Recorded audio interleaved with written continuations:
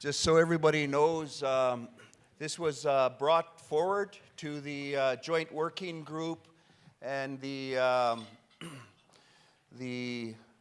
ILI to have David be adopted as a honorary guardian. So that's what we're doing here right now. David has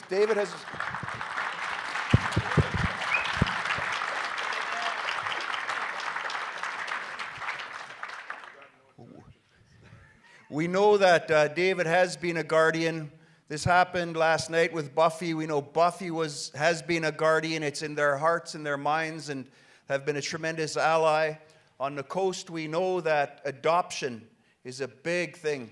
We also know, I know, that David has been adopted into the Namgis, the Haida, a prominent family from my community.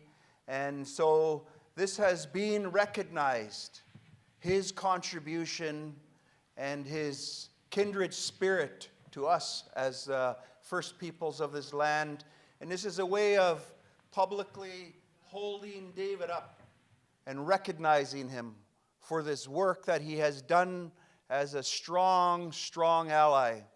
For those of you that don't know, for the Coastal First Nations, it was David and his organization that brought our leadership together, and our organization initially was called the Turning Points Initiative, which morphed into the Coastal First Nations Great Bear Initiative, and that came out of David's support initially, and we will never forget that, and we will always hold you up as a tremendous ally, even though sometimes, David, we've had disagreements.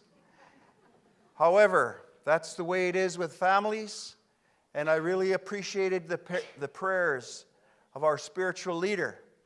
We could have disagreements. When we got strong minds and strong personalities, that we all have the same idea in mind, but it requires a political discipline, personal discipline, sacrifice for the highest good on all of our part, and that's a part of the task before us. Now I'd like to hand it over to Dave Kershane to do the closing comments. Wallace Gaasika, and thank you very much, David. Thank you. Being fully aware of our chair here, I'm going to have to keep it really short. You know, when the film was being presented and Dave made his comments and Frank, you know, history always has a tendency to repeat itself. You know, we've heard, I'm sure, the story of Noah's Ark. Well, now we have another ark, and it's called Indigenous Ark, that's going to bring all the people into that ark. You know, and we're going to lead the movement, you know, back with the help of people like David here, who is really, truly, you know, Indigenous, you know, because he speaks from his heart and he speaks from his spirit. And he is an individual, you know, that has spoke on behalf of our people when we couldn't speak. You know, he was out there with that courage, you know, to say, you know, Indigenous people have something. Indigenous people must be allowed to participate in creating the vision that we all need, you know, to create a sustainable world and a more peaceful world.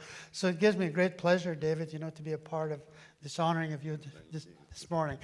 Thank you very much.